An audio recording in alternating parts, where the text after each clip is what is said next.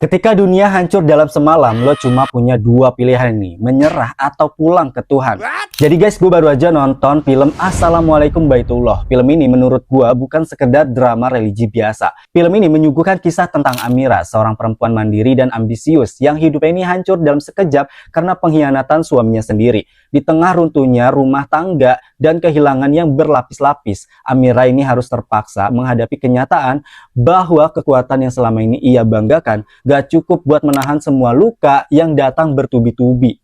Tapi justru dari titik paling gelap itu, cerita mulai bertransformasi. Bukan jadi cerita balas dendam atau pelarian cinta baru, tapi sebuah perjalanan spiritual yang dalam. Amira memutuskan berangkat ke Tanah Suci, dan disanalah film ini membuka lapisan emosional yang paling jujur. Tentang keikhlasan, tentang mencari kembali jati diri, dan tentang memaafkan takdir yang gak pernah bisa pilih sendiri.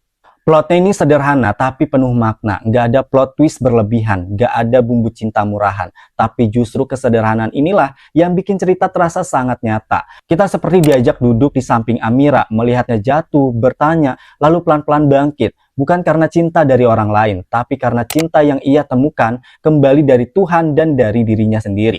Acting para cast ini solid banget sih. Pemeran Amira yang diperankan oleh Michelle Zudith ini tampil sangat emosional dan terkontrol. Kita bisa lihat pergolakan batin lewat sorot matanya, lewat gestur tubuhnya yang lelah, tapi tetap mencoba berdiri tegak. Pemeran suami yang diperankan oleh Mikdad Ad-Dausi dan tokoh lainnya seperti Arban Yasis, Umi Kwari, dan lain-lain juga berhasil banget nih membangun atmosfer konflik yang intens tapi nggak teatrikal. Yang paling menonjol, interaksi antar perempuan, nggak lebay, nggak dibuat-buat, tapi hangat dan menyembuhkan. Visual dan sinematografinya ini luar biasa, clean dan bikin tenang. Garapan Bu Hadrah Daeng Ratu ini sangat memberikan yang terbaik dari film dramanya ini. Tone warnanya ini hangat, banyak close up senyap, framing yang memperlihatkan ruang yang penuh desas-desus rumah tangga yang harusnya harmonis, tapi diwarnai oleh emosional batin yang menyeluruh.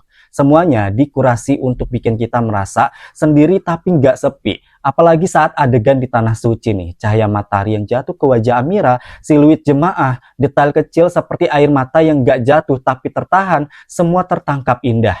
Dan tentu saja nih, soundtracknya jadi nyawa di film ini. Lagu Jalan Cinta yang dinyanyikan oleh Fadila Intan bukan cuma indah, tapi relevan banget sama tema film.